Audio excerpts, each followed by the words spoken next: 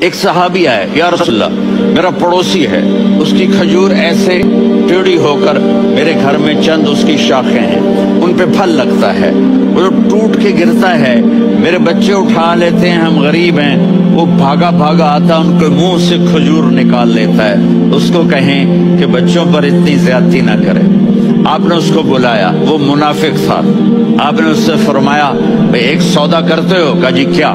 کہا یہ کھجور مجھے دے دو اور اس کے بدلے جنت میں کھجور لے کے دوں گا۔ وہ کہنے لگا یا رسول اللہ یہ اصل میں میرے بچوں کو بہت پسند ہے، کوئی اور کھجور ہوتی میں دے دیتا، یہ تو میری معذرت ہے۔ وہ تو منافق تھا، اٹھ کے چلا گیا۔ ایک صحابی بیٹھے تھے،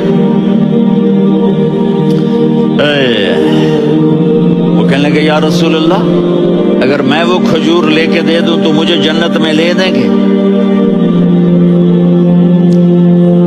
ان کا نام ہے ابو الدحداح۔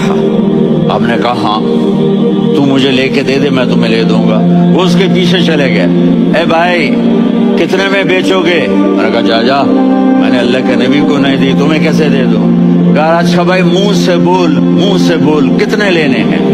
تو اس نے جان چھڑانے کے لیے کہا کہ اپنا سارا باغ مجھے دے دے، کھجور لے لے۔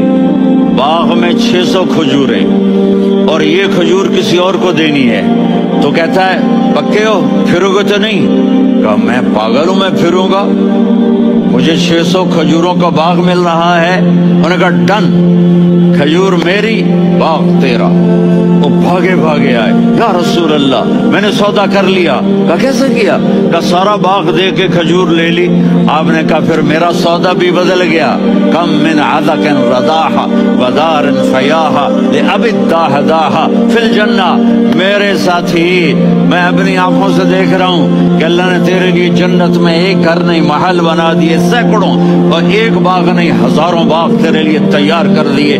یہ ہے ایمان کی نشانی، یہ ہے محبت کی نشانی۔